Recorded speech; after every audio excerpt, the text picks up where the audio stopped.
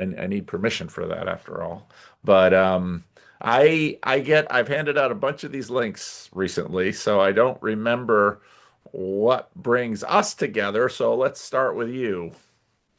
Tell me a little Yeah. bit about yourself. Uh, yeah, I'm Tyler Emick, as you can see. I'm from Baton Rouge, Louisiana. I think very similar to Rod Dreher, which I like a lot of his work as well. Hmm. Um, yeah, I've recently, over the last 3 years, have moved to New York City, so I'm actually based in Brooklyn right now. Quite the big jump, quite a big cultural difference. It's basically like being in a different country. Yes. So, Yes. but it's been very cool. I was when I was in Louisiana, I was always like a city boy. Like my dad and my brother were big hunters, fishermen, and I was always like sports, big city, very Mm. different. But since I've moved to the big city, I'm like, I miss all that hunting and fishing, which I never liked. I would never let them take me. But now Mm. every time I go home, I'm like, right, you want to go fishing? You want to go do the stuff that we used to do? So Wow. Wow. bit of a shift. But yeah, I think I actually got your number.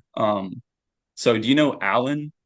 I forget what his YouTube handle is, but he is in my estuary group Oh here yeah, yeah. In New in New York. York Yeah, City. okay. Yep, that Allen. Okay. Yep. That Alan. Love that guy. Yeah. I have a great story I'd love to tell you about my experience with the IRL estuary group. We can get to Yes. that whenever, but Okay. um Well, tell me but that was about a one of the little. big reasons. Yeah. Okay, well, tell me a little bit about the home you grew up in. Yeah, so like I said, I grew up in Baton Rouge, Louisiana. It's a pretty Catholic, like Louisiana is fairly Catholic, while the rest of the South is pretty Protestant. But my dad was Catholic, my mom was Baptist. So I kind of grew up with a little bit of a difference there, but I was raised Catholic. I went to Catholic school. I middle school through high school went to Catholic school, but neither of my parents really practiced the faith. I always Hmm. remember my dad saying he's Catholic, but he would say like, I go to church when I'm in the woods, like just Hmm. in nature's church. Yeah.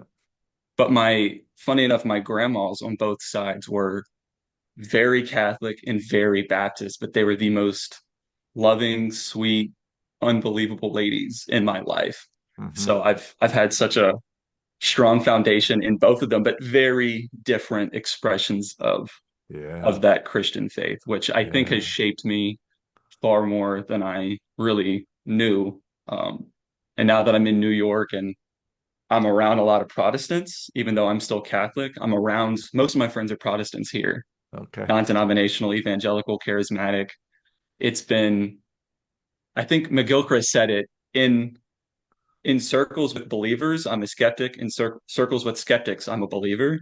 I'm like, whenever I'm around Protestants, I'm Catholic. Whenever I'm around Catholics, I'm Protestant. So Okay. Okay.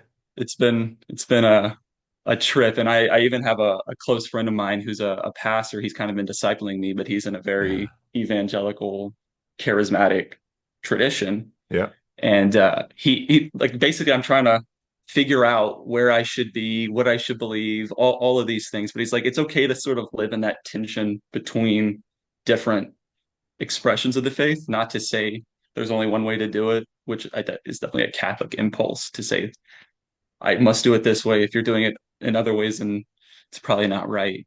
But I've definitely been in tension between those two, I guess, traditions. And then I really am interested in a lot of Orthodox theology.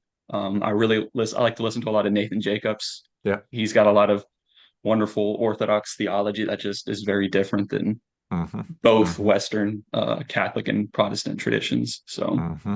Hmm. but yeah, so yeah, nobody really practiced much faith at my house. It was always at school or with my grandmas.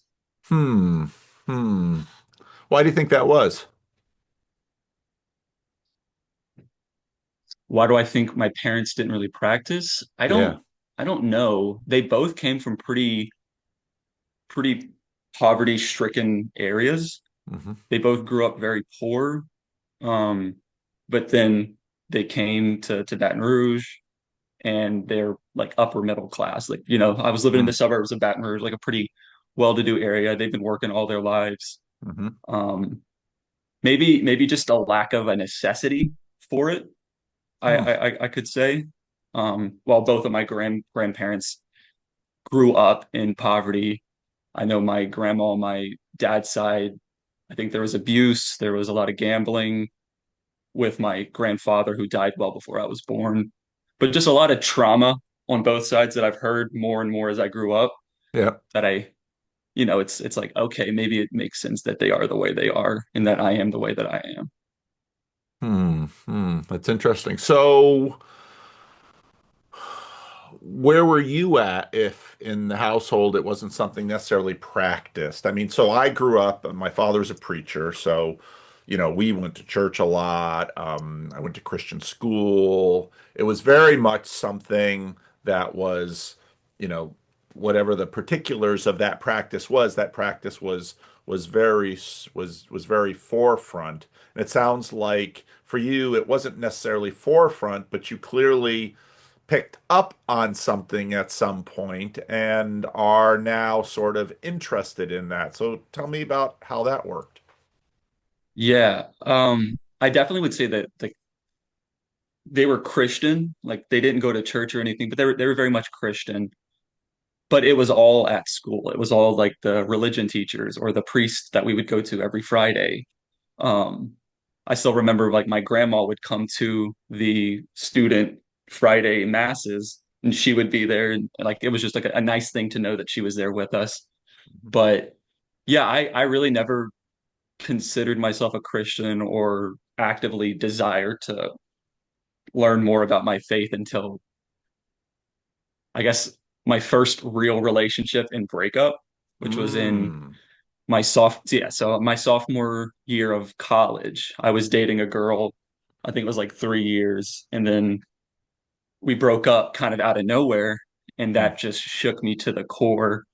I used to Mm. describe it as like a little hole in my heart. Like there's like I literally feel like something is missing. And Yeah. so I was just very avidly like watching self-help or psychology or religious or anything to sort of try to put together the brokenness that I felt, Hmm. and which is where I ran into like my first foray back into my faith, funny enough, is like Carl Jung.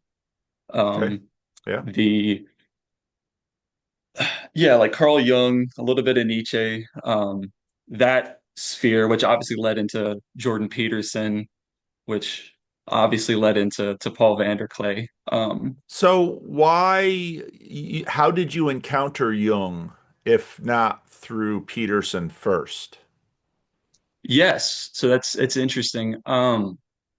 I honestly don't know exactly, but I do recall listening to, I guess even before Jung or right around getting really into Jung, I was listening to a lot of Ram Dass or a lot of Oh, okay. Yeah. the Buddhist sort of. Yeah. I don't know if they are Buddhist, but it's like a very Eastern Yeah. religion, even though it's practiced by Westerners. That really, Alan Watts was a big figure for a while there. I was really, really interested in that. Through social media, through friends. I mean, YouTube, oh, all through all all YouTube. YouTube. Okay. So Yeah. so first it was YouTube. Yes, YouTube was my gateway drug into Christianity, I guess, or back into it, you could say. What was your early relationship with YouTube? It's funny. I almost don't like that breakup is like a split between my past life and my Yeah.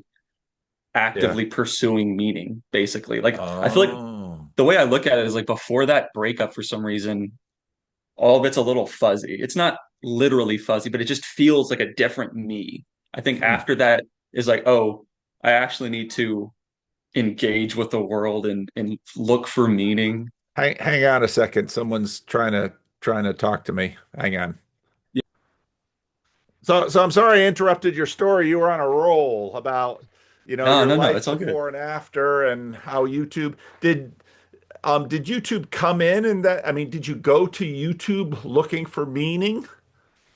So I definitely recall that breakup being the most difficult thing that I experienced, and to a certain degree, I don't know if it's right to say that I have ever experienced, even though there's other things that have been maybe objectively and honestly more difficult, but just I guess that prepared me. Yeah. But like I was watching TED Talks, I was watching videos to like figure out how to get out of the this feeling or how to numb the feeling or how to transcend the feeling, just anything that I felt like could get me out of it because I was broken for like a week or two. I couldn't sleep by myself. I had to have something constantly playing because it was just ooh, yeah, it was rough. Interesting. That's really interesting because, obviously people find me because of YouTube, and YouTube wasn't really a part of my life until Jordan Peterson. And then it was just, that's the way I could get my Jordan Peterson stuff. Yeah. And and for that, first it was just research. I think it was on Rod Dreer's blog maybe that I'd seen the thing about Jordan Peterson. So I was curious and I started watching. It was like, oh, well, this is interesting. And of course, now YouTube is a part of my life, but I know that's very Mhm. different for people younger than me because before that, YouTube was just a place, cat videos or someone send a lecture or something, Yeah. but I didn't realize before then that it was a social media, that it was actually a potential for community. But in your case, it sounds no, I completely understand that because that's part of, well, when you have a major breakup like that, it's grief. You're grieving a relationship, and a relationship is a real thing. It's like a Mhm. person.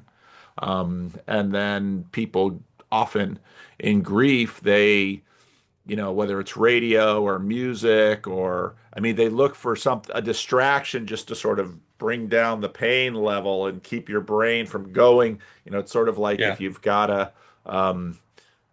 you've got a when you were a kid, when you had a wiggly tooth, you just keep wiggling the tooth because, Oh yeah, I fixated on it. Yeah. yeah. So, oh, and then of course you start doing things, and then the YouTube algorithm is going to start, leading you in a direction. Yeah. And the more you watch something, the more you watch something. And so it really helps people sort of dig. Hmm. Yeah.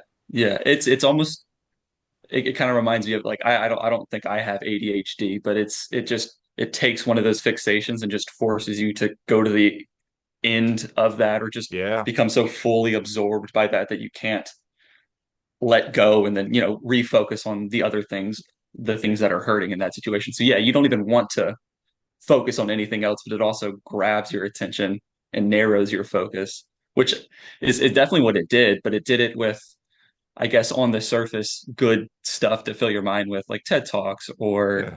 I know Tolle, or Yeah. however you pronounce that, was also another one of those because his whole thing was like meditation to empty your mind, which is obviously something that I would want in that kind of a situation. So I was very interested in like the meditation, the overcoming your own self. The ego death was a big thing. I know Carl Jung's self-individualization, like becoming more fully yourself, like those Yeah. all of those like mastering yourself. But I was also always very interested in mysticism. And I think that really when I started to realize the breadth of mystical tradition within the Christian church, especially in the Catholic Church, I was very intrigued. Um, I know one of the saints. I'm not even sure if he was a saint, but Meister Eckhart Yeah. was a I forget some of his readings. I was really getting into, and Yeah. then Saint Teresa of Avila, Yeah. just all these like Catholic mystics. I'm like, whoa, there's if there's this, then there's something more to this life that I'm not fully understanding. And so like the blend of mysticism and then the beauty of the Catholic Church that I ended up kind of getting reintroduced to. Bishop Barron Mm. was a huge Yeah. influence in like the philosophical Yeah. depth of Christianity, especially Catholicism, the beauty, the stained glass, the rose window, like he always goes on about. Like Yeah. there is just so much beauty there. And I think that plus that, and then I read Thomas Merton's Seven Story Mountain, Yeah. Yeah. It's a great and book. that felt like a genuinely mystical Yeah. experience because I was home one day and I just had going through this process, like this grieving process, I was just collecting books Yeah. from all over the place. Yeah. I don't even recall buying this book, but one day I was back home and I was just looking at my bookshelf before I was going to leave and I was like, let me take a book for the road. And it was that book and it just Yeah.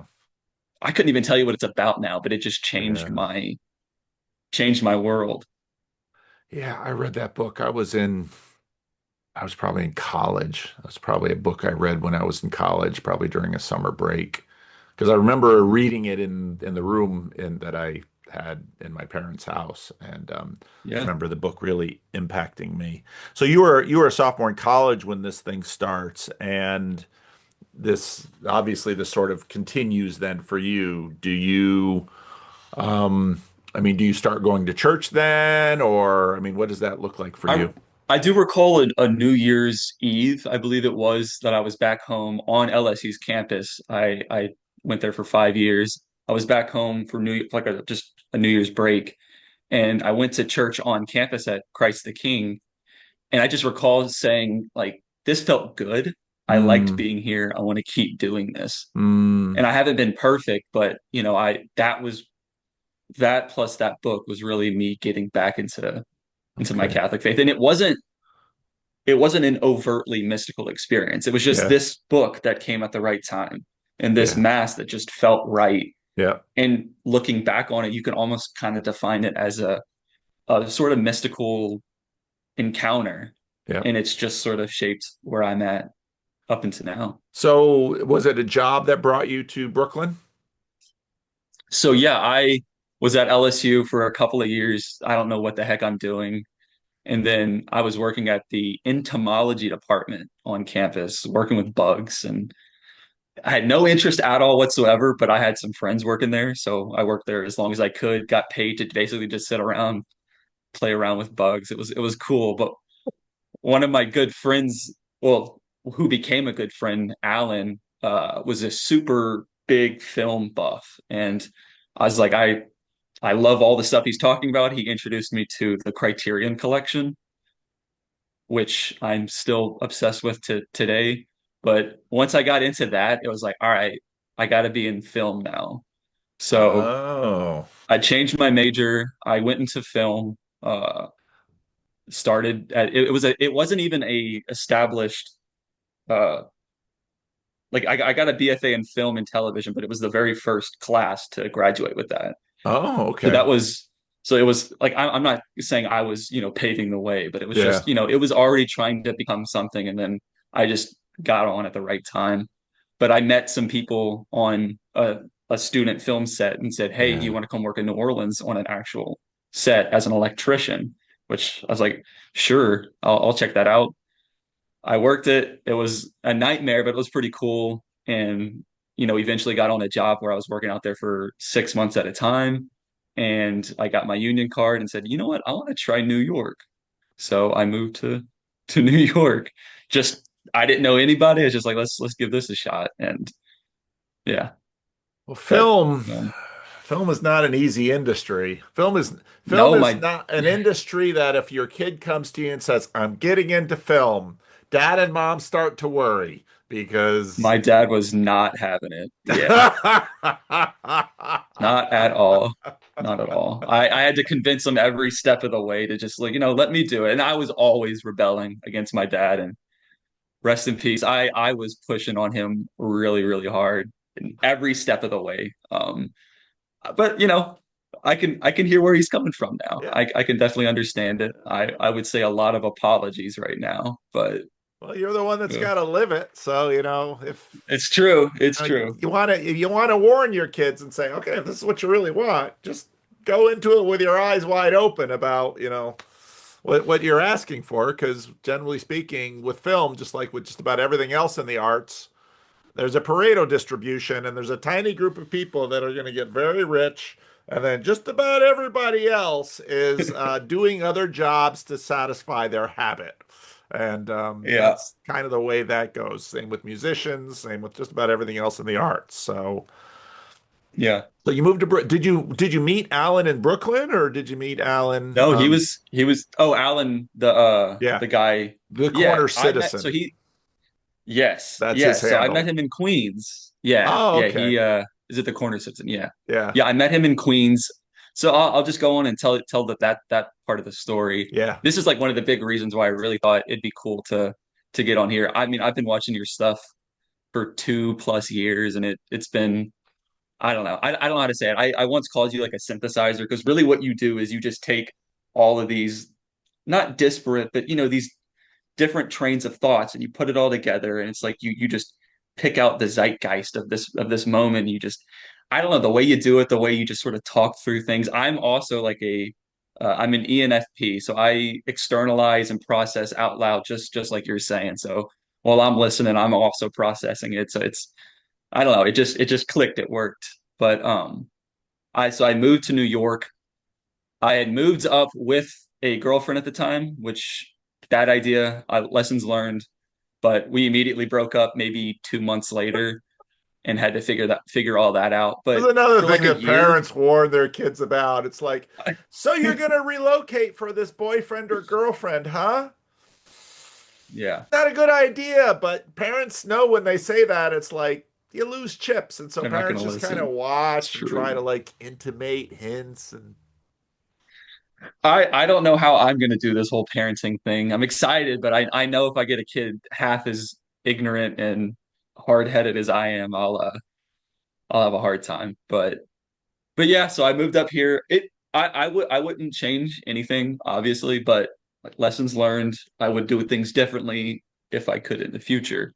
But so yeah, for like a year I was working as an electrician on film and TV sets, and I got extremely lucky to basically the first crew that I jumped on with, they just took me wherever they went for 2 years. So wow. I got extremely lucky, very green in the city, and that means a lot. Like you can work for 10 years in New Orleans, but if you're in New York, you're basically starting from scratch. Yep. So I got lucky. There's definitely some people that would kind of give me a hard time because like why are you working? You don't have a 52 card, you have a 478 card, like all that kind of stuff. But I'll admit, God bless me, I got lucky for like 2 straight years, and I ended up moving to Brooklyn Heights, which was the dream neighborhood. I'd Oh. visited.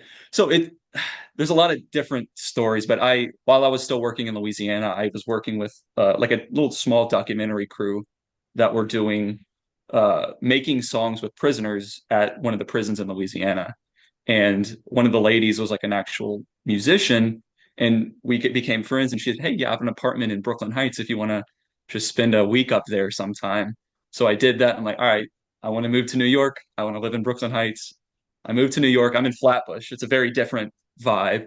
But after a year, the church I've been going to in Brooklyn Heights, just because, I want to be there, a dude was leaving and he's like, "Hey, I have a rent stabilized apartment if you would like to move in here." So another gift a week before I'm about to move back home because I don't want to do this anymore.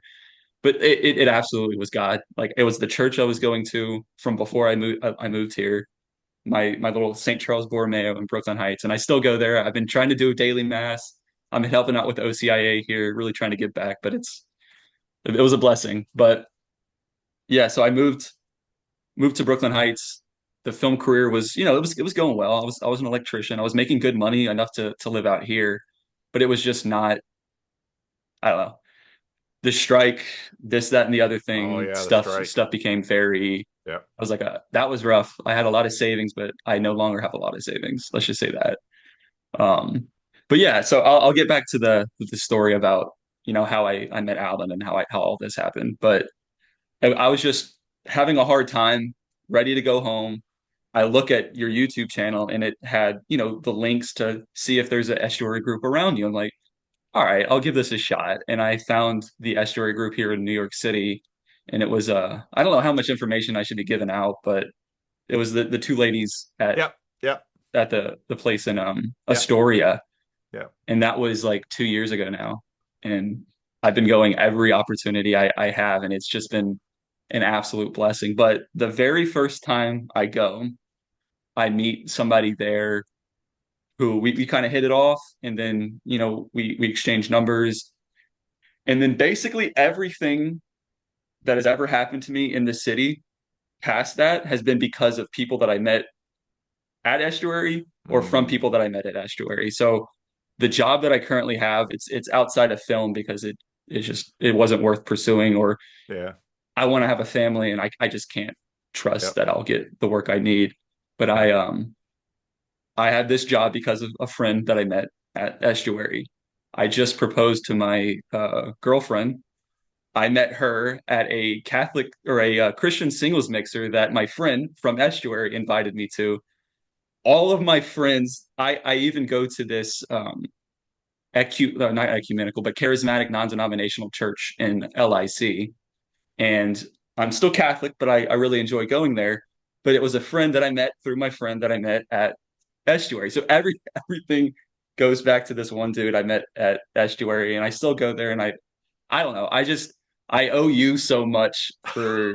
I wouldn't be in New York. I wouldn't have a soon to be wife. I wouldn't have the friend groups, the church. Like it's all because I just said, all right, let's check out Estuary and Oh, do this that thing makes me so IRL. happy. Well, it's Yeah, the thing is, there's no place like New York. Ah, there's probably other it's places true. like New York, but the truth is, it is a very concentrated place.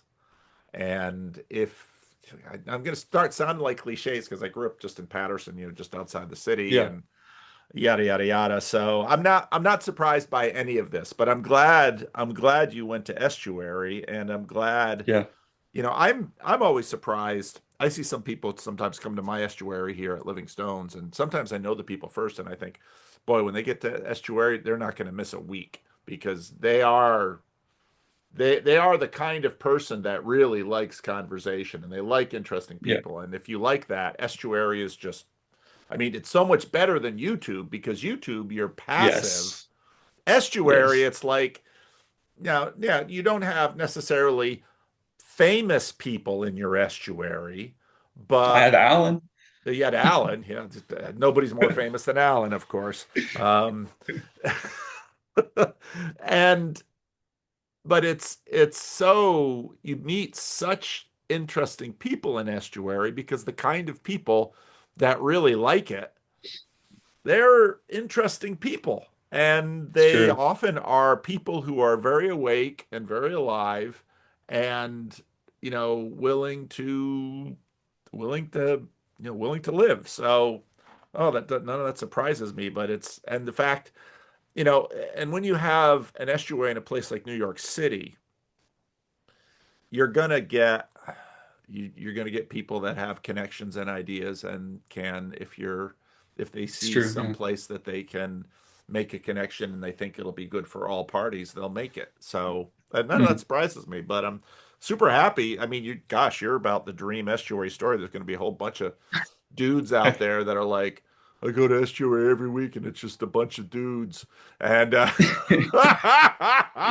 Ours is nicely split. It's like 50-50 male to female. It's good. And yeah, it's people from all walks of life, all walks of denomination, faith, not faith. It's pretty cool.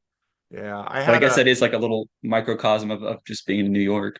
I had a non-recorded conversation, and so I know a little bit about that group and about the founding of that group, and it all makes sense. It all makes sense. So yeah, well, Yeah. I'm super happy to have had a positive impact in your life. That's really an awesome thing because there are times when it's like, what am I doing on YouTube? I mean, this is a little crazy, but then I Yeah. hear a story like this, I think, I keep doing this. This is, you One more know, year. One more year. one more year. Now, the truth is I won't stop because it is a little bit addictive and I do like Yeah. doing it. And I don't know where I would take a bunch of this stuff if I didn't have YouTube to sort of vomit this out on everybody. So I know that's not a terribly nice image, but that's what I do.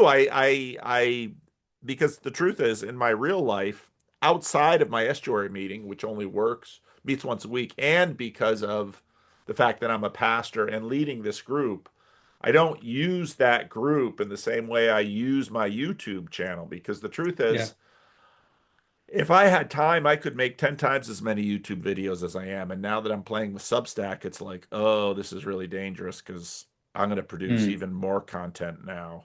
Now I'm not only producing a lot of YouTube content, I'm going to produce a lot of Substack content, and there can be too much, but I do it because it helps me. It helps me Yeah. think. So anyway, What I guess what are you trying to think through? I mean, it's that's probably a super generic question that can go in a thousand different directions. But like, what is it that's giving you such a desire to create, think? Like, what's driving you? Well, number one, I've always been this way. Um, I've always I've always been thinking about I'm always thinking. I'm always thinking. And I'm always thinking things that I don't think I've ever heard anybody else think that. So that either means I'm crazy, which might be true, or maybe it's an idea that other people wouldn't mind thinking about. Yeah. So why not share it? And if it's crazy, people will tell me. But if it's not, then maybe they'll find something. So, and then just, it's all the stuff that all my videos are always about. It's about where does God and culture and life and the meaning of humanity and purpose and where does this all fit in? I mean, there's a reason that I read Seven Story Mountain when I was in college. And there's a reason that I eventually, became a minister. And there's a reason, but even if I hadn't, I still would be in church because Hmm. it intersects with all of these things. It's just the unanswerable questions of the world that I can't let go. So I just keep working at them, and then I find another angle. Like this morning, Mm. yes, the homeroom video this morning. Grim Grizz gave me that name. The homeroom video this morning. When then I'm thinking about the Islamic Revolution, and it's like, boy, that's a lot like the Christian nationalism moment that's going on around here, where and so that just leads me to dig more into the history of Iran, and already was doing the fall of the Hmm. Ottoman Empire and the First World War, and I mean, it just Everything keeps just keeps connecting too nicely. that thread. You can't get to the end of that thread, and so what am I going to do? It's terribly lonely doing this by yourself. So Mm. it's a lot more fun if I can do it with other people, and plenty of other people just sort of want to play along, it seems, and so off we go. And so the analytics and that kind of stuff, but the estuary, I mean, being part of the estuary movement, that's super gratifying because I just, Yeah, as a absolutely. pastor, had a suspicion that churches churches are doing a lot of good in a lot of different ways, but they could really do some good in this space if the setting was just sort of set up right for it. And by God's grace, and the Jordan Peterson meetups, and then John Van Donk and other people, it was like we could kind of set this thing up. And Mhm. here, try it. If you work this little thing, you can have something really cool. You can have a group of friends that have really Yeah. interesting conversations, and it's an open group so that more friends can come in. And because part of what happened with the Jordan Peterson meetup, my own local one, is that kind of the core group was like, all these randos coming in are sort of a disturbance because, and I understand that they wanted a little friend group. Closed friend Yeah. groups are fine, but I wasn't satisfied with that. I'm too open for that. I've got to have an open chair Hmm. and an open door. So Estuary's been awesome. And then, of course, the conferences started coming about, and that was really cool. And, for the most part, I'm not planning this, I'm benefiting from it. And Yeah. so, that's very Jordan Peterson-esque in terms of, if you find something good, just keep doing it because chances are you'll be blessed and the world will be blessed. That was a very clear message I got from a lot of his earlier talks that, pursue that meaning thing because, good things will come of it. And I thought, yeah, that's right.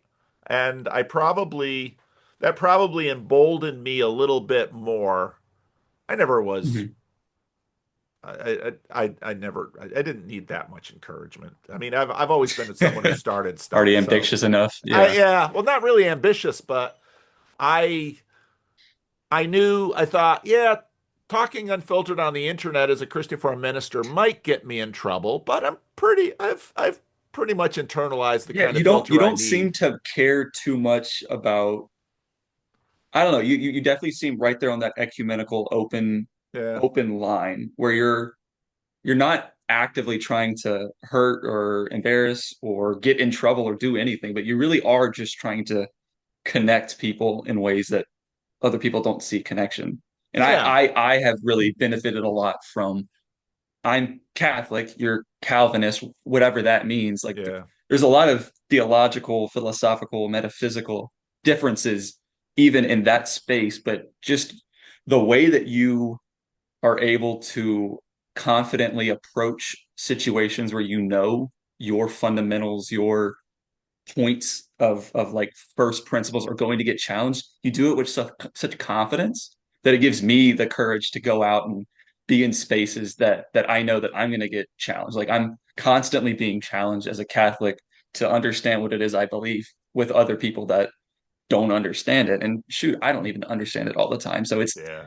all of those things are constantly making, me and then you and then all the people that you're infecting, you know, forced to, but no, it's you're infecting them with this Yes. desire to question what you believe, but through others' lens, which I think ultimately leads. I was really moved by the girdle point conversation Oh y'all had yeah. had not too long ago. I think I forget who had said it, but that it's the point of either going the complete egotistical route, I can't be challenged, I can't be taken out of this belief system, or the maximum vulnerability where I'm open to hearing what you believe and then trying to come to some sort of understanding. We don't have to agree, but we can at least be vulnerable enough to allow each other to live in the same space. I was really moved by that. And I feel like that's what you're doing is just Yeah. creating space to like I mean obviously the estuary, like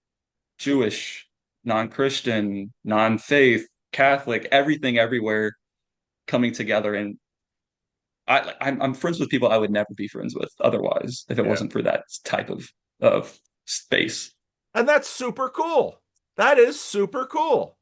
So if you're that type of person, and I am, it sounds like you Yeah, are, that's yeah, super cool. absolutely. Well, we have yet to see if the Muslims can play. That'll be an interesting one. We've got Well, New Claire, of York's the course. perfect place to find out. I mean, Yeah, everybody is here. Like yeah, literally everybody is here. yeah. So, That's something. Well, Sacramento is the same way, and yeah. it's just that. So the New York area, the New York metropolitan area, I mean, it's so big. I mean, and I don't mean big geographically. I mean, it's so concentrated. There are so many people there. Sacramento's you've got a tremendous amount of diversity, but it's not sort of under pressure like New Pushed York. together. Yeah, yeah, yeah. And you don't have all of the traffic hassles and the high cost hassles, although it's not cheap. But it's With the 5 feet of snow outside blocking you from pulling out of although when I yeah. was a kid, I knew 'cause I was talking to my family in New England, and when I was a kid, those were the days that, when we'd get a foot or two of snow in Patterson, that was the best. That was the best.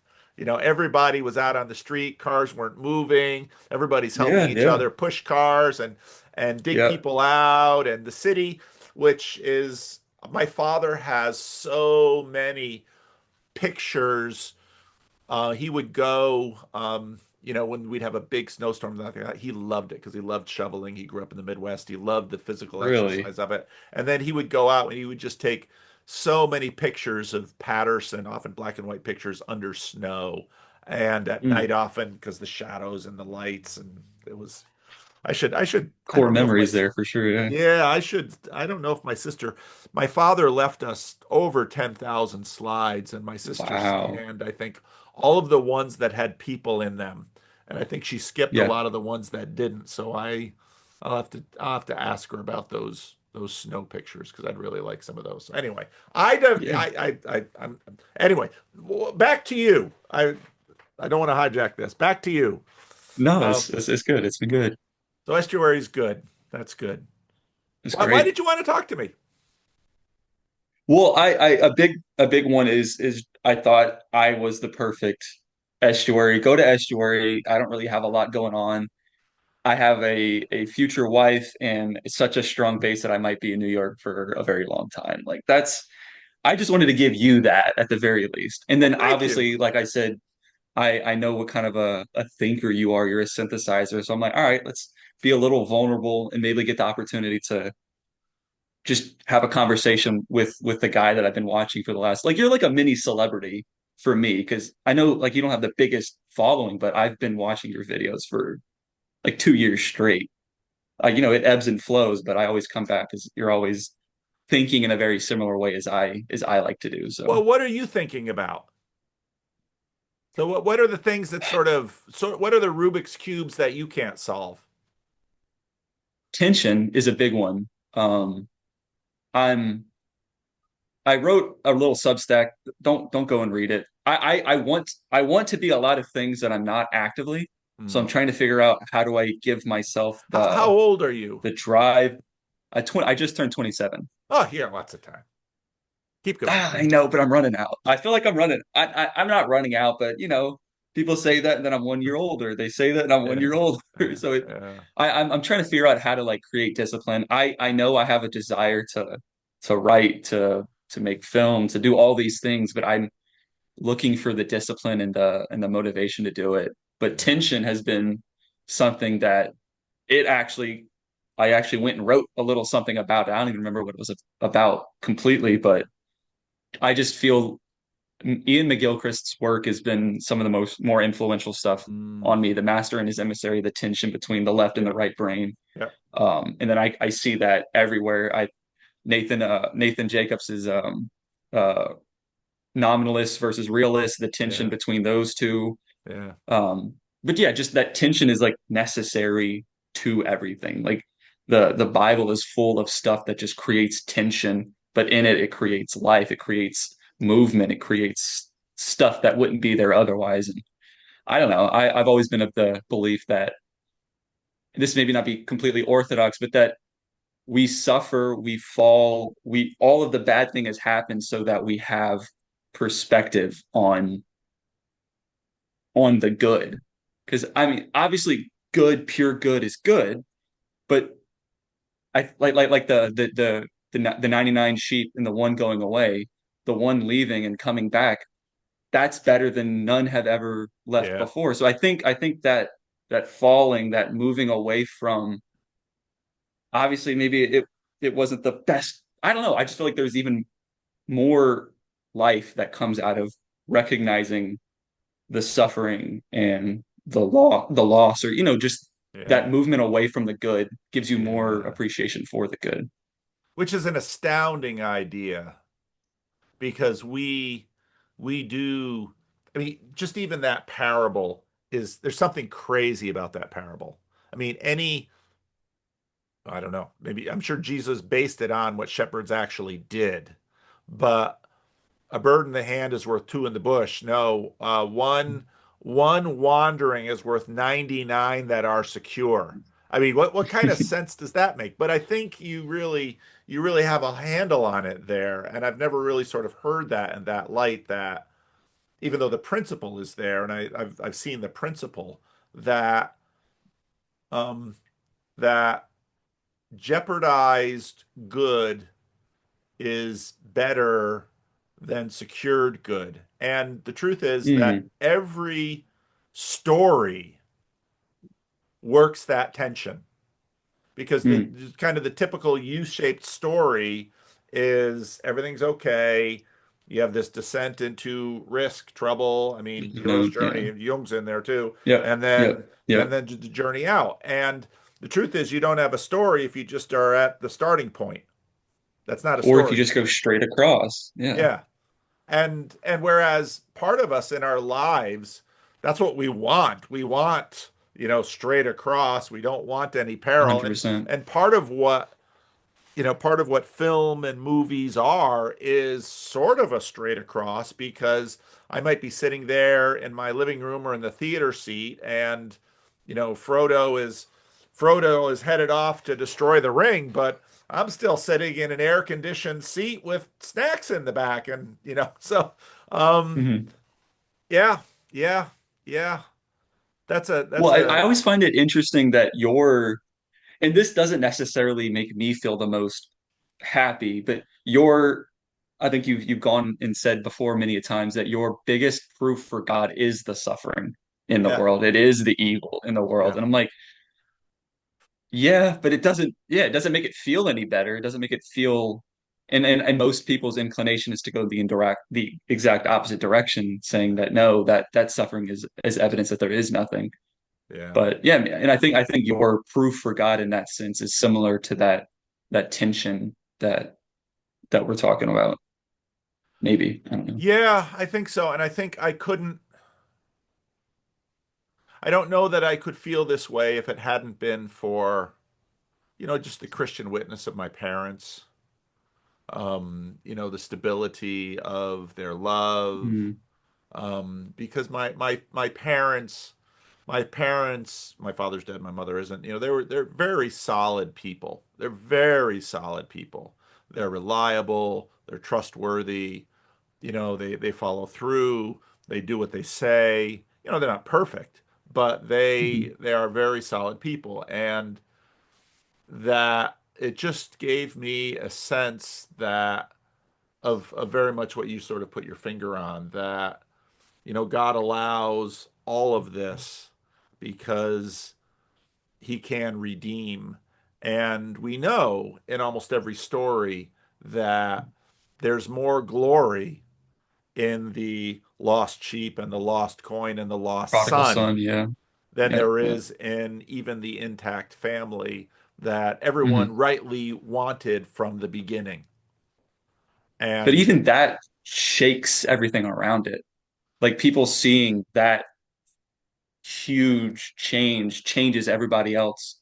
Even though they don't necessitate as big of a change as say like the prodigal son going away and coming back, but seeing that makes people that's Paul's whole testimony yeah, is yeah, I'm the worst of the worst, and if yeah, I can be saved, then yeah, you must be able to be saved. Like, yeah, yeah, yeah, yeah. I think that's cool. And even in the Christ story of um, incarnation, and then you know he suffers what we suffer, and I love C.S. Lewis's image of the grand miracle. He writes about that in a variety of places, but it's in his book Miracles, where Mhm. um, you know the diver descends to the bottom and brings up, and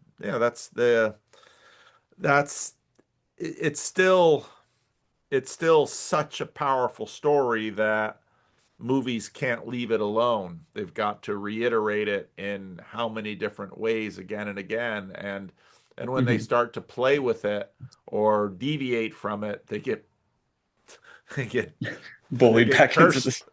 They get Yeah. cursed by the viewers. They're like, no, that's not Mhm. the right story. It's I was watching something the other day, and I'm not. Oh, it was the home. It's a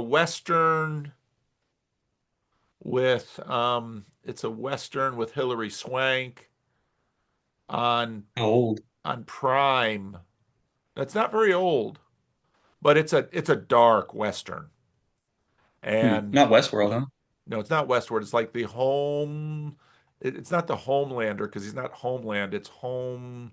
It's basically about. It's a story about a Nebraska town that is just horrible, and three women basically lose their minds, and their husbands just can't handle them anymore, and so somebody has to take them back across the river to Iowa to put them in some kind of asylum so maybe that they'll be healed.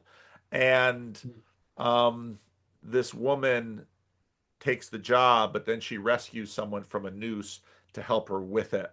And of course, in 1850 Nebraska, it's grim and it's dangerous, and it was a really good movie. I really enjoyed it, but it was dark.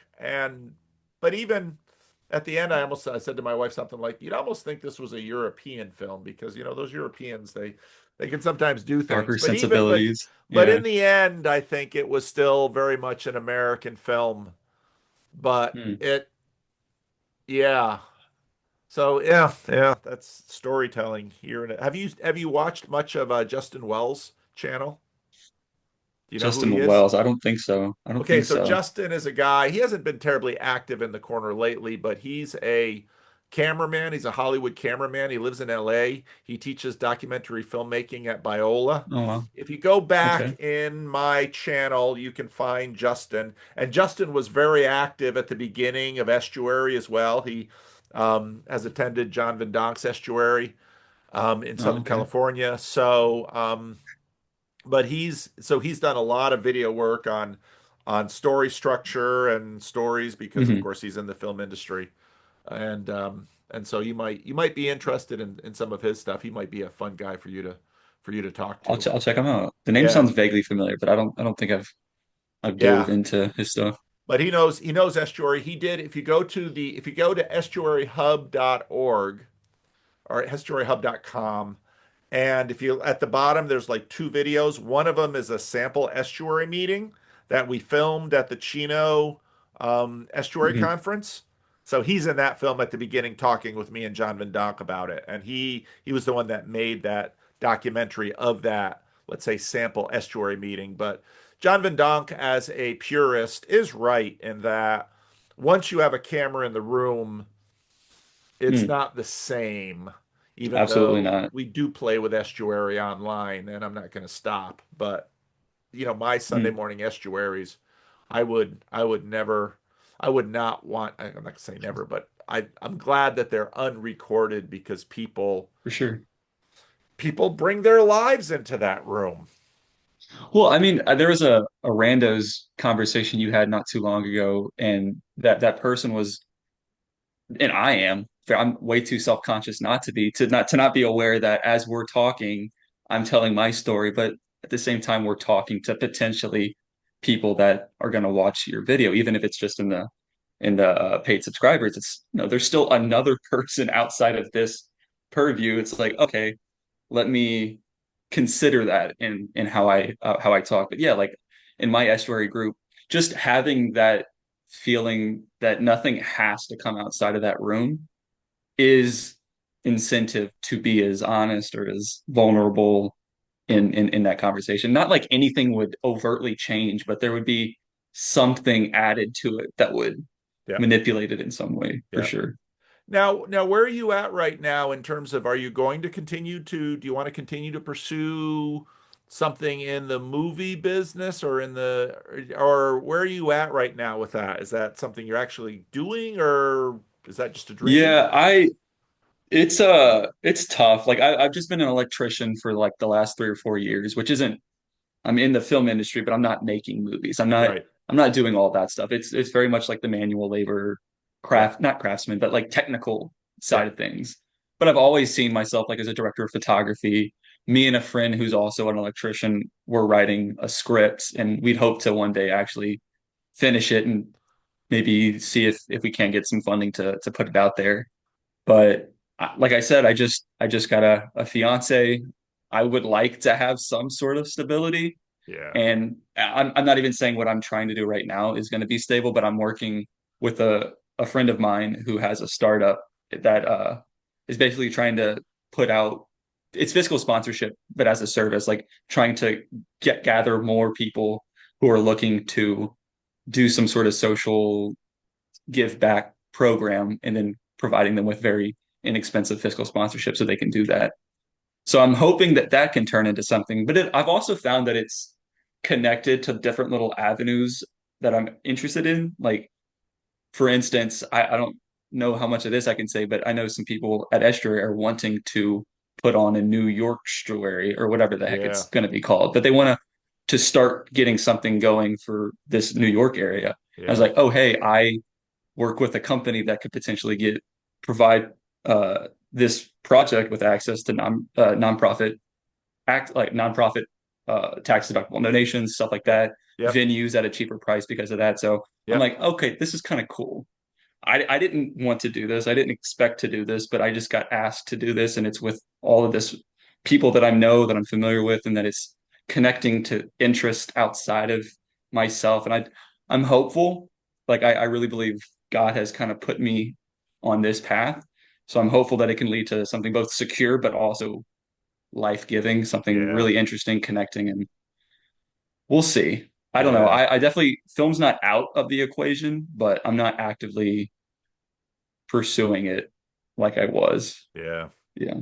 Well, I feel, I'd love to see something in that area. I could probably get you facilities in North Jersey, but I don't have too many Mm. connections anymore in Manhattan or Brooklyn or NYC. Queens or the Bronx. So yeah, I can yeah, it comes I'm sure just with a pickup of a phone I could talk some because I've still got, I grew up in North Jersey and I might even be able to Yeah. get Eastern Christian. There's facilities there, but of course the New York area, it's so if you do it in New York, it's different than if you do it in North Haledon, New It's Jersey or something like that. completely different. No, Completely different.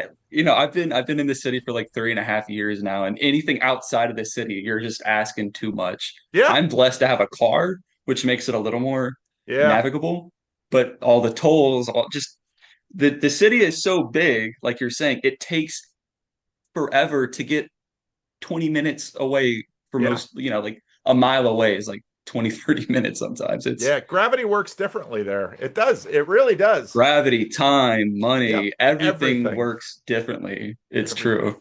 No, that's true. That's very But it true. keeps sucking you back in.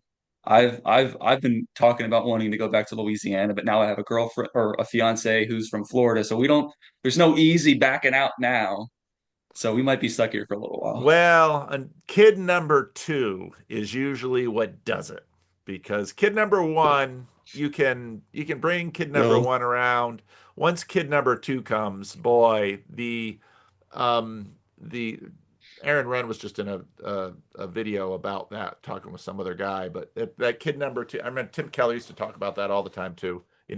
Kid number two, changes. it just changes everything. And then you're in Bergen County or Long Island or some other Well, that's outrageously the expensive thing. place. I just don't know how much I want to go out of the city in order to be next to the city. Yeah, Because it's like you're still paying an arm and a leg to go outside of the city, but you're not even yeah, getting the whole point of being in New York, which is being right in the mix of everything. So yeah, yeah. Oh, it's so true. It's I'll so keep that true. in mind though, Paul.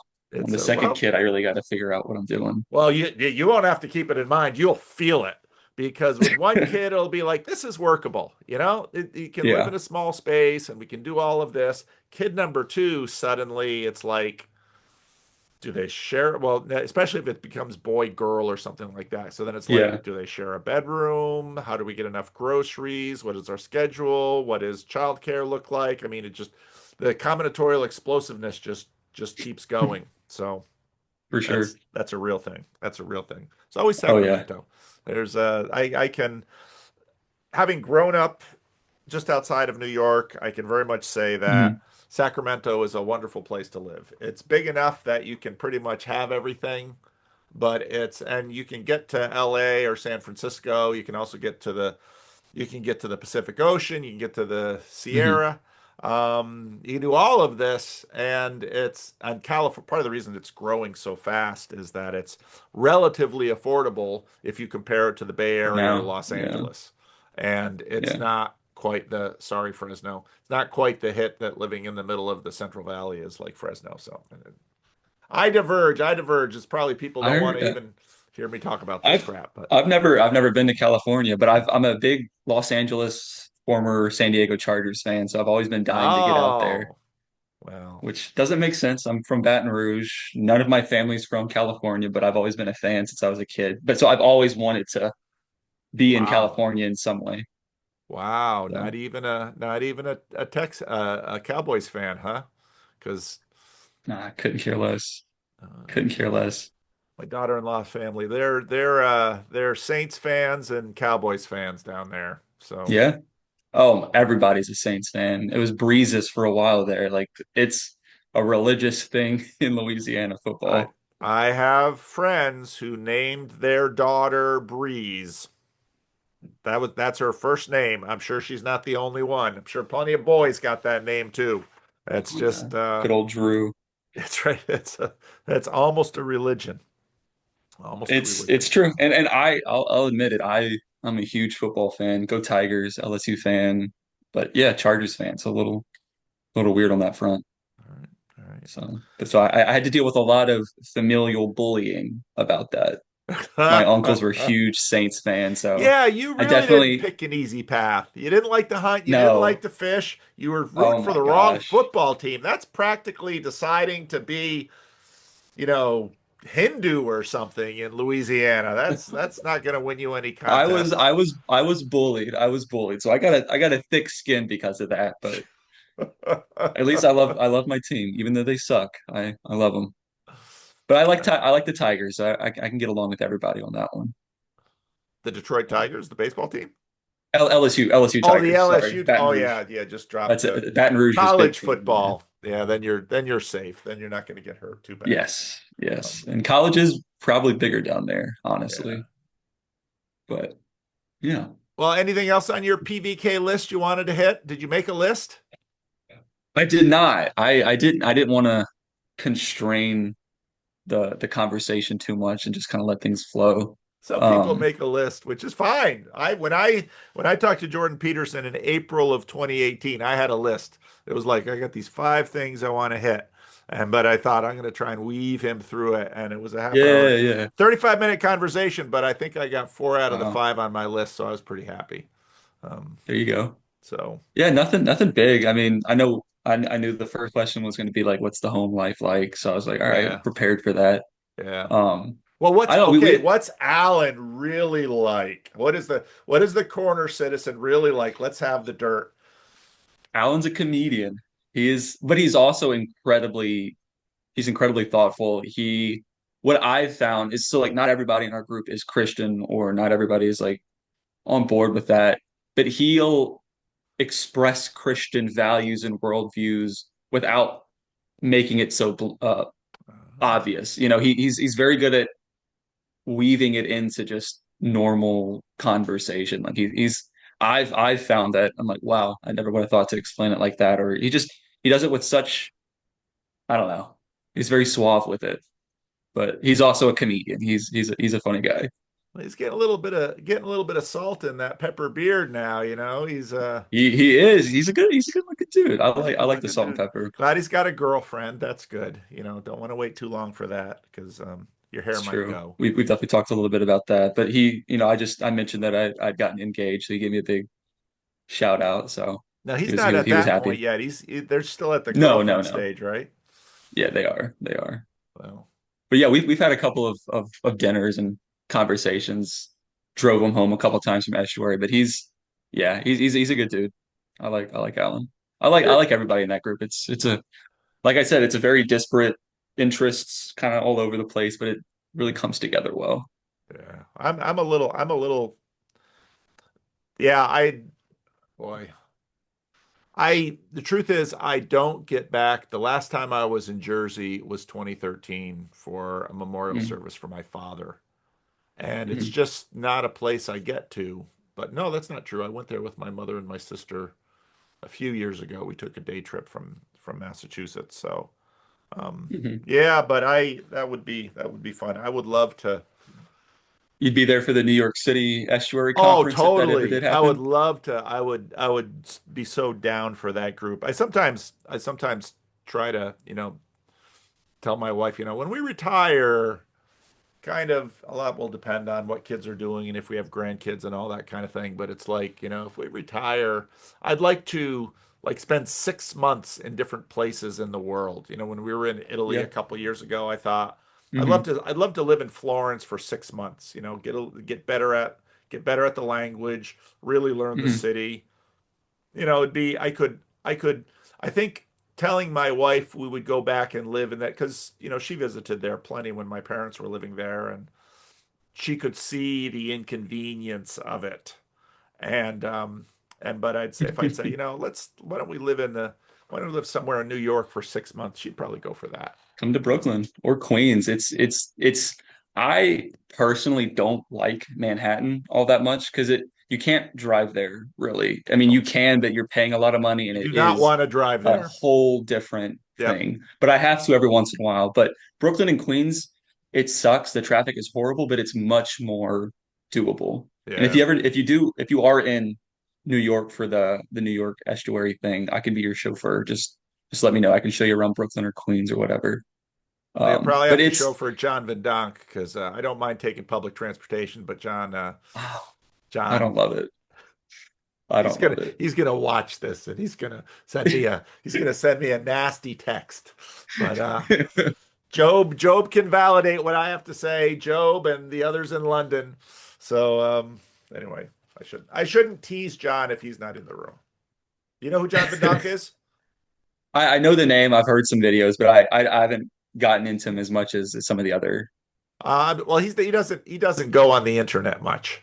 He doesn't I see. have much patience for the internet, but I'm surprised he hasn't found a way to show up in your group because he knows the leaders and Yeah, he probably will show up at some point if he's a I'm game traveling for it. man. He Yeah, likes to take road trips. So for him to yeah. drive from LA to New York City, that's nothing for him. He'd happily do it. I've made a couple of the Louisiana to New York City drives, and I don't know if I want to do that again. That's rough. It's like 21, 22 hours. But I could see but John yeah, Van Donk doing a nationwide estuary road trip and just traveling and just hitting as many estuaries as he could. I could see him doing that. that would be cool. But Yeah, it you would had be cool. mentioned you said you went to your dad's memorial in In New Jersey, Patterson. right? Yep. I was wondering if you wanted to talk a little bit about that. So I know there's like a much Oh, darker, or I guess just more, I guess, personal yeah, go for it. note What do you want to after all know? that. But yeah, so well, I was gonna say like mention that my dad passed away 2.5 years ago now, and just what I guess how old was your dad when he My dad passed? was 77, which Okay, is increasingly not as old as it used to sound. yeah, No, no kidding. Yeah, he died. He died completely unexpectedly, almost completely unexpectedly, of a heart attack. And mm, he was sitting in a coffee shop in the small town that my parents live in. That's the town my mother grew up in. So when they retired, they moved there. They lived in a condo, and when he went there, I mean, he never stopped doing ministry. And so he never did randos via Zoom, but he did lots of randos via coffee shop. yeah, And yeah. so he was sitting across from, a guy, and they're just having probably going to have just a pastoral conversation. And he died right there in the coffee shop. Bang. Golly. And I talked to him the day before because a month before that, he fainted in the gym. He would go to the gym regularly. He, tried to stay healthy, tried to eat right, tried to do all that stuff. And he fainted in the gym and they put him on a heart monitor. And he had just that day they had, he had taken off the heart monitor and were going to send it in because, Oh nothing wow. seemed to happen. And then he walked to the coffee shop from where they live. And I called him the day before and said, "How you doing, Dad?" and talked to him a little bit, but there was no indication that this was coming. And then bang. And it's because I'm a pastor, I see sort of both ways. There's like the sudden unexpected death and then the long drawn out decline. Hmm. So it would have been nice to have had some warning, or at least more warning than we had. Um, but at the same time, that long, drawn out decline, it gets back to that suffering question because God often uses that long, drawn out Absolutely, decline yeah. to do important work in the people, important work in the family, important work in 100%. all the relational network. But Hmm. he was spared that. I think in many ways my mother was spared that. My mother is now in her upper 80s and health-wise, she's doing great. I think if he had had 5 or 6 years of steady decline, I think she would have worried herself out of Wow. many Yeah. years. So mom's doing okay. But so then I flew immediately to Whitensville, and a friend of mine was the pastor of my parents' church then, and we did a service. I did the eulogy at my father's service, but um, there was some mix up with the recording, and so there was no sound to it. And so I didn't get a copy of that. And then because he had spent so much time in Patterson and he was still so dearly loved there, a memorial service was organized in Patterson. And so then Hmm. flew out with the whole family. And I hadn't been in Patterson since 2006 when I was in New York City to meet with Tim Hmm. Keller, um, with a little sort of off. Um, Tim Keller did these. He didn't do. He didn't have a big public conference. He did a little quiet conference, and if you sort of had a relational in, you could go to that. So I went with Hmm. the church planters from Sacramento, and so I was in New York City, but I didn't get to Patterson that trip. And Hmm. so 2013, I went to Patterson, and when I went to New York City in 2006, it was shocking because I hadn't been to New York since, trying to think. Probably since the 90s, definitely, but maybe even the early 90s or 80s, late 80s. Wow. And New York had changed a lot by Yeah. 2006. It was gentrified in a way that was, I mean, when I was in high school in the 70s, Times Square was peep shows and X-rated theaters and hookers and a very grimy place. And it sort of, the Hmm. whole city sort of, or like at least a lot of Manhattan got Disneyfied. Um, but then I went to It's a good way of Patterson and putting it. thought, yeah, then I went to Yeah. Patterson and thought, well, let's see what happened to Patterson. Nah, it just got Nothing. maybe worse. So, but there's something that, it's where I'm from and I love it. So we had a service, and actually on my if you dig into the archives of my YouTube channel, you can find the service, and the Hmm. eulogy that I gave for my father at that service. And yeah, it was good, and it was fun to my kids hadn't been back there. My kids at that point, by 2006, my youngest was 6, and so my oldest was 15. And that we're kind of driving through there, and they're kind of like, this is where you grew up. This isn't Sacramento. I mean, we live in a sketchy part of Sacramento, but sketchy Patterson and sketchy Sacramento are like Different this. different levels, yeah. How is that then? Like, so your family is all in the opposite part of the country that you came from. How has that been? Because like I've been thinking about, so say I have kids in New York, all of my family for like a couple generations have all been in Louisiana. So Yeah. it's just kind of weird thinking about raising kids in New York when I don't even know what New York is all about yet. Yeah. There's definitely loss with that. My nieces and nephews who grew up near my parents knew their grandparents much better. They had a different kind of Hmm. relationship than my kids. We tried to go back, every couple of years or so. And my Hmm. parents, they would come out, but it's not the same. And so there's definite loss there. Um, I don't know if I would say if I had to do it all over again. When we came out to Sacramento, I very much felt called by God to come here, and Hmm. I've been here a long time. My parents, never really tried to pressure me or anything like that because they did sort of the same thing, but they were only 4 hours from the family in Massachusetts. Yeah. So that is something to think about. And there is Yeah. definitely loss, but then there are also gains. Sacramento is a great place to raise my kids. Um, California is a great state to live in. I know it gets it's a lot of abuse by some, but it's still a great state to live in. And I like the diversity. I like the I like the culture. You know, there are issues, Hmm. but there's issues everywhere. I like True. living in the third world too. So, and I like, Yeah. and then, you know, if I, you know, once I've been saying to my wife something like, well, you know, what would it be like to move back to the East Coast? And she's looked at me like, that's not where I want to live. It's like, all right. But if Really. I said I wanted to move back to Michigan, where she was from, there'd be She'd be more more, open. there'd be more open to that. Although I think she's pretty determined to be a Californian too. So, and now that my kids are all on the West Coast, you'll tend to follow your kids. The difficulty is Mm.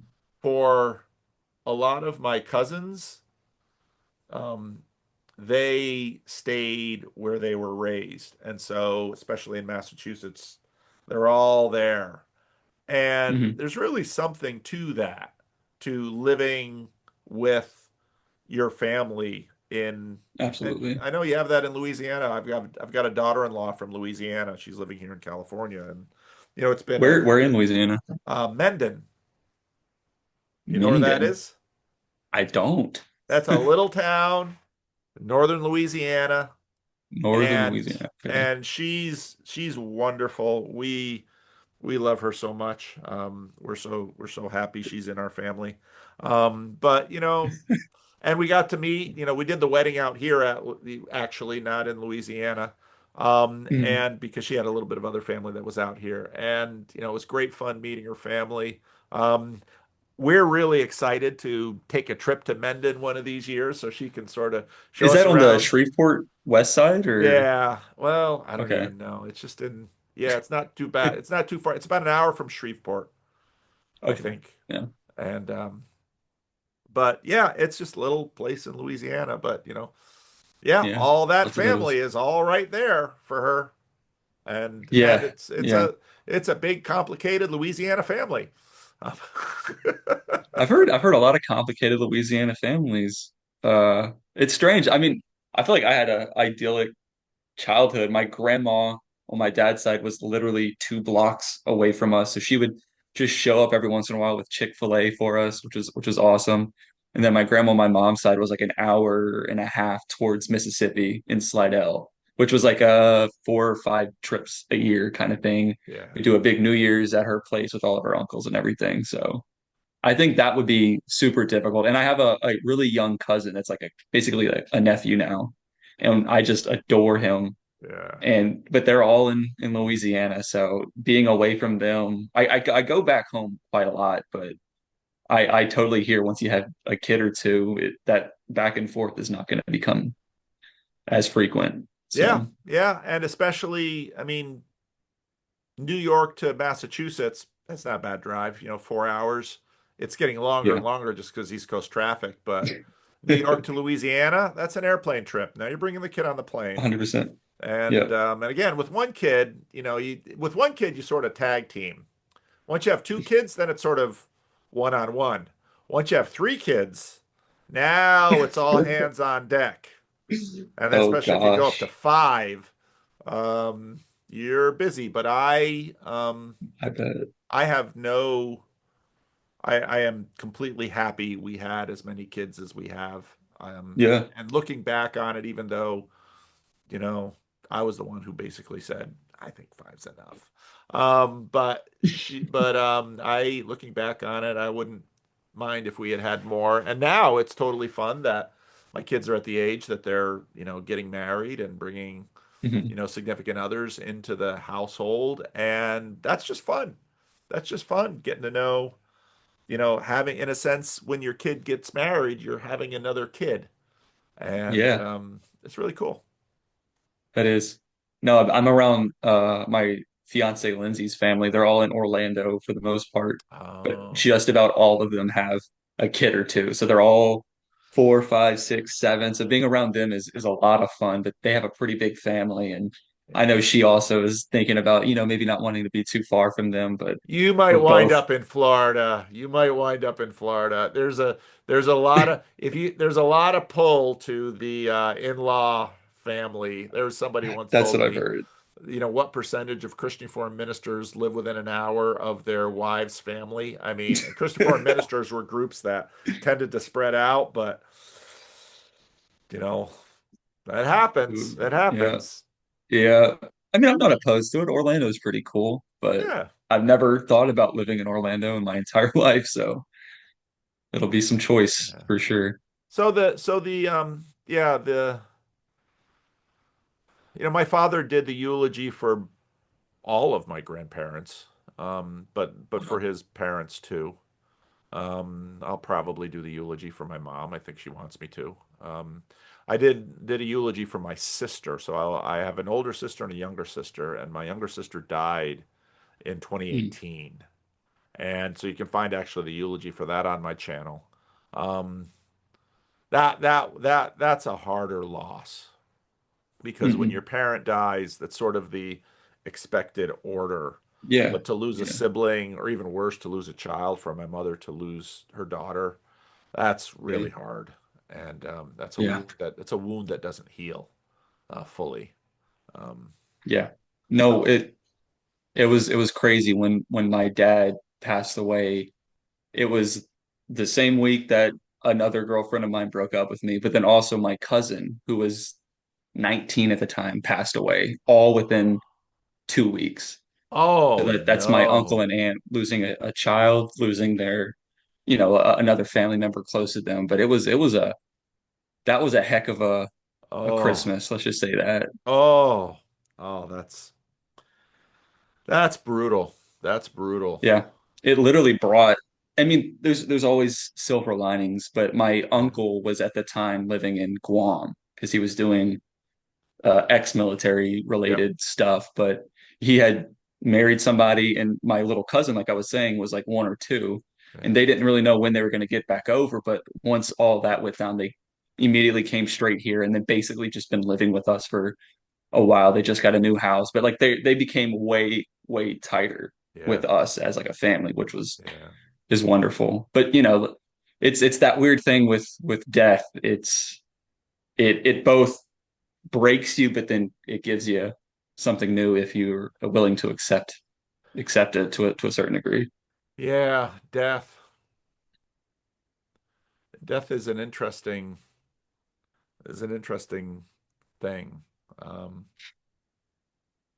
yeah, it's one of these things that um, we don't quite ever sort of completely understand or can sort of get our minds around. Um, yeah, so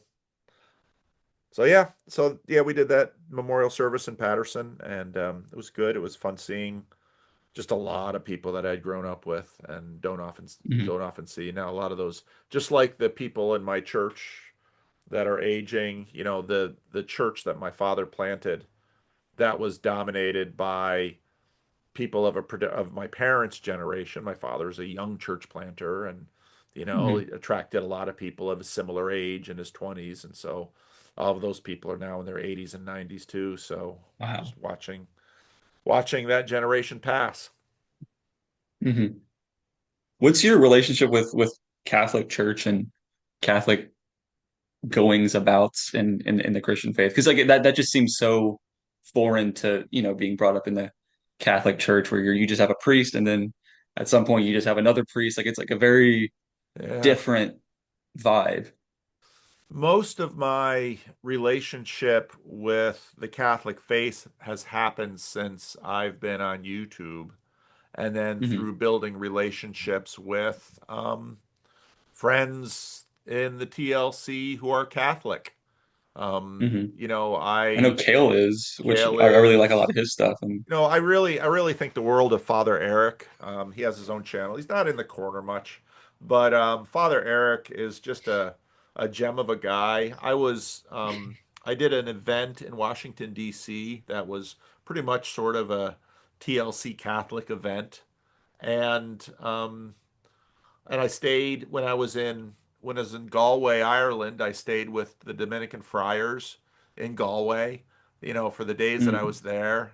And I loved that experience, staying with them and eating with them and getting to know them.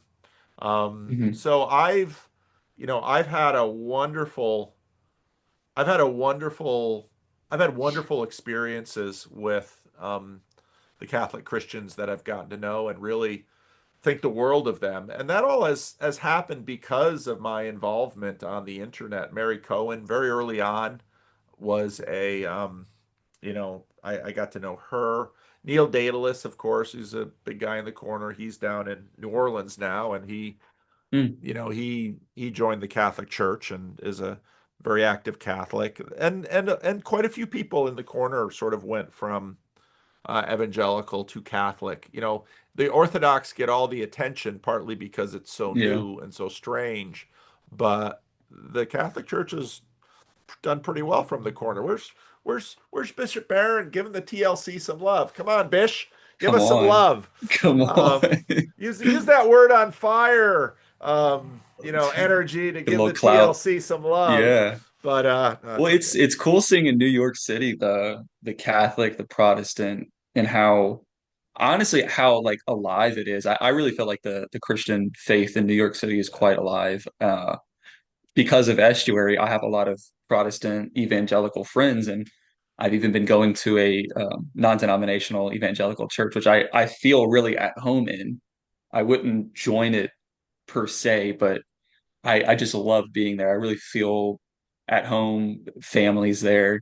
But yeah, I'm a whole different experience with the Yeah. Christian faith because of meeting people outside of my Catholic faith. But I've also met wonderful. They have this thing called Catholic Underground in New York, which is this huge gathering of Catholics that they do adoration. They do almost like a charismatic sort of worship, but it's just beautiful. And then there's some churches that are just doing this very on fire service that I'm just not used to seeing in Catholic churches. And I'm kind of seeing to a certain degree in these Protestant churches, but I'm seeing them sort of kind of mix a little bit Yeah. in that on fireness. So And it's been that's really cool. and that's a new thing. When I was growing up, Catholics were sort of feared. They were sort of the other, partly because at that point still so many Protestants, used Catholics as sort of a, sounding board. But it's not just my experience that has changed, but just Protestant Catholic relationships all over the place have changed. In More ecumenical, I Whitensville, think.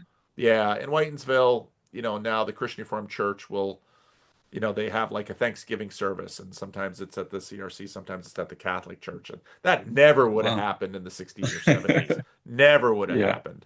And I grew up, there were a lot of Catholics in North Jersey, Italian Catholics, Puerto Ricans. Mhm. So they were just sort of other. And, there Mhm. wasn't any hostility or anything, but it was just kind of like Catholics stay on their side and the Protestants stay on their side and everything will be Mhm. okay. But yeah, that world has changed considerably. Well, you mentioned the specific ethnic groups in New York City or in that area that are Catholic or not. And it's interesting they use it almost like a like not status, but I'm a part of this culture, which a part of that comes with being Catholic, like you're saying, the Puerto Ricans, the Irish, the Italians. And it's interesting going into those little pockets and then just seeing, I mean, I do on my car as well, but seeing a little rosary on the rear view mirror, and so you like, they're probably one of those groups if they're Catholic. Because it really is kind of it's a little ethnic out here when it It's comes to very Catholic. ethnic out there. So, my sisters worked for a fruit shop near our house. This was before Costco and everything. So you still had in North Jersey, you still had the apartments above and the little stores below. And, just on Yeah. that block, you had the fruit, you had the bakery across the street, you had the butcher. So that's in walkable Prospect Park where you could sort of get everything. Oh, really? Yeah, and so my sisters Love that area. worked in a little fruit shop there, and there were Italians that owned it. They kept hiring daughters of Christian Reformed ministers because they had gotten one a number of years before, and she worked out really well. So from then on, the family always hired daughters of Christian Reformed ministers. So one of the other, and we all knew each other because we all went to the same Christian Reformed school. So the thing just kept Mhm. getting handed off. And now all the Italians were Catholic, but that didn't mean they ever went to mass or did Not any at all. Catholic things, but they were No, it still doesn't all mean anything. Catholic. And Yeah. everybody kind of understood that. And that was the Mm, way it. No, Patterson and that area of New Jersey was very ghettoized.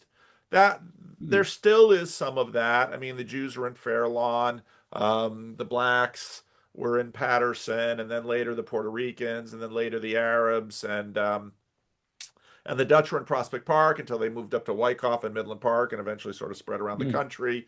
Prospect Park was Dutch Hill. It used to be 90% Dutch, and it was almost that percentage of Christian Reformed Church.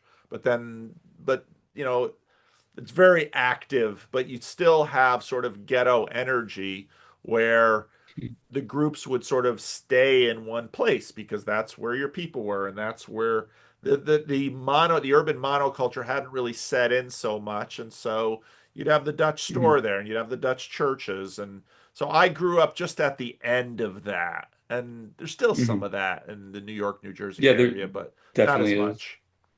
No. Yeah, I think going into Queens, you see a lot more of the this is like a little Egypt or a little Puerto Rico. Like, just like those Yep, little areas of yep, highly condensed ethnic culture there. But it's interesting. It's completely different from where I come from in Louisiana, where it's black and white and then a little bit of Vietnamese. yeah. Um, so it's cool though. It's cool. But alrighty, Paul. Well, I Tyler, mean, this has been fun. You're gonna let me share this, right? absolutely. Go for it. Go All for it. right, good. Otherwise, because there's some clips in here that I want to make, because and I'll put this in. I'll put this in. No wait, no ads for a little bit. Give those people some a little bit of reward for their impatience and their support. And Let's any go. other things you want to say to the TLC? Uh, Not really. I mean, I'd like to get like, make videos, be a part of it, but I think I've just been a little too gun shy about getting out there. So maybe having this out there build a little courage, maybe get out there a little bit more. This Or I'll just counts. stay at Estuary, talk to Alan. This counts for coming out of the lurk. Now Alan can talk about you when he hops on Luke's live stream in the morning and says the things he says. So He says a lot of things. he says a lot of things, and he's a funny guy. He's a funny guy. We love him So, for it. All all right. right, Well, Tyler. Paul, Well, thank you so much for having me. hopefully one of these years I'll meet you in person. If I get to the New York City area, I definitely want to visit that estuary. So, Absolutely. Absolutely. I'll hopefully be in touch if that does happen. all right, real good. Thank All you, right, Paul. Tyler. Take care. Take it easy, sir. Bye bye.